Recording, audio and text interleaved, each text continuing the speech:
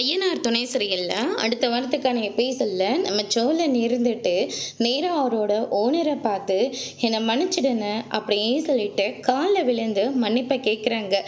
உன் பொண்டாட்டிக்காக தான் இது எல்லாத்தையும் நீ பண்ணதா சொன்னல, இப்போ மட்டும் உன் பொண்டாட்டி அசிங்கப்படலைன்னு நினச்சிக்கிட்டு இருக்கியா? எங்கிட்ட வந்து உன்னை வெளியெடுக்க சொல்லி எவ்வளோ தூரம் போராடிச்சு தெரியுமா?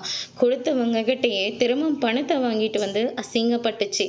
இப்படி ஒவ்வொரு விஷயத்துலையும் அந்த பொண்ணை நீ ரொம்பவே கஷ்டப்படுத்திட்டு இருக்க சோலா. யாருக்காக இதெல்லாம் நீ பண்ணியோ அந்த பிள்ளை மறுபடியும் அசிங்கம் மட்டும்தான் பட்டுட்டு இருக்கு. இனிமேலாச்சும் அந்த பிள்ளைய நல்லபடியாக பார்த்துக்கோ அப்படின்ற மாதிரி நம்ம ஓனர் இருந்துட்டு சோழனுக்கு அட்வைஸ் பண்ணி அங்கேருந்து அனுப்பி விடுறாங்க. அதுக்கு அடுத்ததாக நம்ம சோழன் இருந்துட்டு நான் திருந்தவே மாட்டேங்க, இந்த ஜென்மத்தில் நான் ஏதாவது ஒன்று நினைக்க போய் அது வேற மாதிரி நடந்துருது. நீங்கள் அந்த இடத்துல அசிங்கப்பட்டுட்டீங்கன்னு நினச்சிட்டு தான் நான் இந்த பணத்திலேயே கையை வச்சேன். ஆனால் இந்த பணத்தை எடுத்துட்டு நான் நிம்மதியாக இருக்கணும்னு நினைக்கலங்க. நீங்கள் திருவண்ணாமலையை விட்டுட்டு உங்கள் அப்பா அம்மா விட்டுட்டு எதுக்காக சென்னைக்கு வந்தீங்களோ அதை நான் நல்லபடியாக உங்களுக்கு நடத்தி கொடுக்கணுங்க.